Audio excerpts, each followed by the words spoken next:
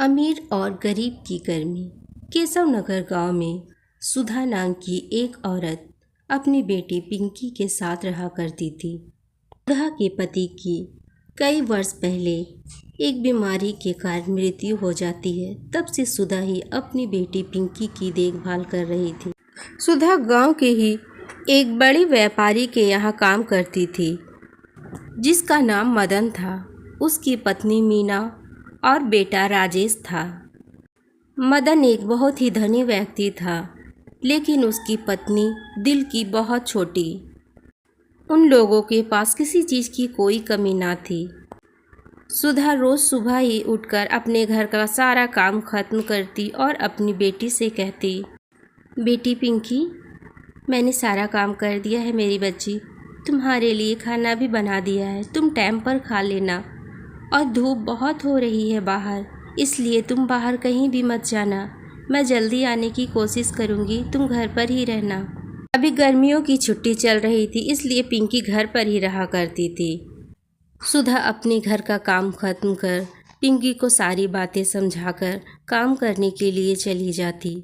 सुधा रोज मदन सेठ के यहाँ जाकर पूरे घर की साफ सफाई किया करती, पूरे घर में झाड़ू पोछा किया करती। उसके बाद वह किचन जाकर सभी के लिए खाना बनाती, सभी को खाना पीना खिलाकर पूरी सफाई करती। उसके बाद ही वो रोज घर जाया करती थी।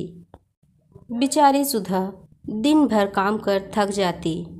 एक दिन सुधा अपनी मालकिन मीरा से कहती है, मालकिन, वो मैं क्या सोच रही थी, मेरी बेटी घर पर है, गर्मी बहुत पड़ रही है। आपको तो पता है हम गरीब लोग हैं, हमारे पास किसी चीज़ का कोई साधन भी नहीं है। मेरी बेटी आज ठंडा पानी पीना चाहती है, तो क्या मैं फ्रिज से एक बोतल पानी लेकर जाऊँ अपने साथ? ठंडा पानी पीकर मेरी बेटी बहुत खुश हो जाएगी मालकिन। आप कहे तो मैं एक बोतल पानी फ्रिज से लेकर जाऊँ? नहीं नहीं, कोई ज़रूरत नहीं है सुधा पानी लेकर जाने के लिए। तू पी लेती है ना, यही बहुत है। तुझे पता भी है बिजली का बिल कितना आता है। इस तरह तू हर रोज़ पानी ले जाया करेगी तो हमारे यहाँ बिजली का बिल और बढ़ जाएगा। कोई ज़रूरत नहीं है पानी ले जाने की। मीरा अभी सुधा से ये सब कह ही रही थी कि बेटे राजेश की आवाज़ आती है, सुधा मेरे लिए कोल्ड ड्रिंक लेकर आओ फ्रिज से। सुधा तुरंत ही फ्रिज से कोल्ड ड्रिंक निकाल कर राजेश को ला कर देती है।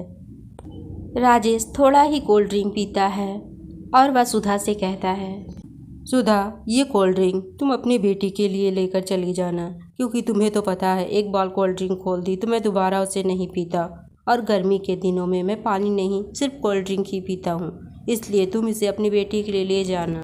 सुधा खुशी खुशी उस जूठे कोल्ड ड्रिंक को अपनी बेटी के लिए लेकर आती है। आज तो पिंकी बहुत खुश हो जाएगी कोल्ड ड्रिंक देकर।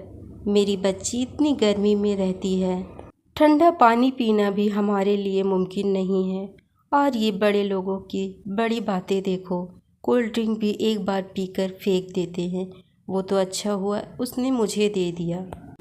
बेटा पिंकी, देख मैं तेरे लिए क्या लेकर आई हूँ। तुझे बहुत गर्मी लगती होगी ना मेरी बच्ची, ये कोल्ड ड्रिंक पी, तुझे बहुत अच्छा लगेगा। ये कोल्ड ड्रिंक मैंने तुम्हारे लिए लाया है। कल तुम मेरे साथ चलना, वहाँ एसी लगा है, तुम वहीं रहना मेरे साथ, तुम्हें बहुत अच्छा लगेगा। अगले दिन सुबह सुधा अपनी बेटी को लेकर मालकिन के घर पहुँचती है। ओ सुधा, इतना देर क्यों हो गया? तुम्हें पता है मालिक चले भी गए, मैंने ही चाय बना कर दिया। बोलती हूँ तुमसे रोज़ थोड़ा सवेरे आ जाया करो, लेकिन तुम मानती कहाँ हो। कब से तुम्हारा इंतज़ार कर रहे थे, जब सारा काम हम ही कर ले तो तुम्हें किस लिए रखा है यहाँ पर? और ये बच्ची कौन है, इसे लेकर क्यों आई हो तुम? वो मालकिन, ये मेरी बेटी पिंकी है। गर्मी की छुट्टियां चल रही थी तो घर में अकेली पड़ी रहती है। आपको तो पता है हमारे घर में एक पंखा भी नहीं है, गर्मी बहुत लगती है, इसलिए अपने साथ ले आई कि मेरे साथ ये भी एसी में रह लेगी थोड़ी देर। सुधा आज लाई तो चलो ठीक है, कोई बात नहीं, लेकिन कल से लाने की कोई ज़रूरत नहीं है।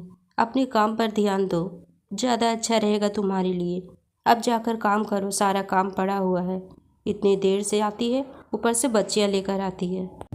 मीरा सुधा को खरी खोटी सुनाती रहती है। बेचारी सुधा करती भी क्या, चुपचाप उसकी सारी बातें सुनती है और काम पर लग जाती है। घर का सारा काम खत्म कर दोनों माँ बेटी अब घर पहुँचते हैं।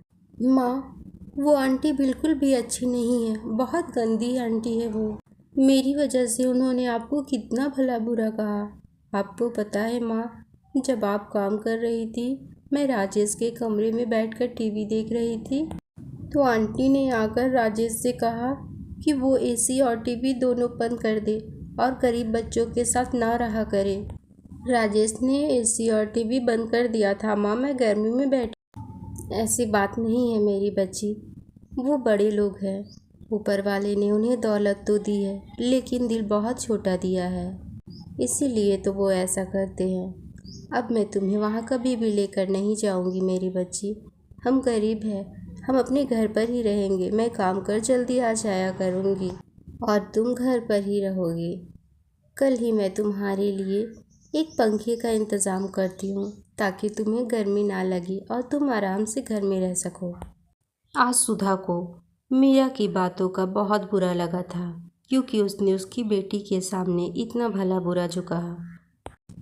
अगले दिन सुबह होते ही सुधा अपनी बेटी के लिए एक पुराना सा पंखा खरीदती है, ताकि इस चिलचिलाती धूप में उसकी बेटी को थोड़ी राहत मिल सके और किसी की बात ना सुननी पड़े। बेटा पिंकी, मैंने तुम्हारे लिए देखो पंखा लाया है। अब तुम यहाँ बैठकर आराम से रहना। मैं जल्दी ही वापस आ जाऊँगी मेरी बेटी। अब तुम्हें किसी की बात सुनने की कोई ज़रूरत नहीं है, तुम यहीं आराम करना। अपनी बेटी को समझाकर सुधा चिलचिलाती धूप में काम करने के लिए फिर से मालिक के घर चली जाती है।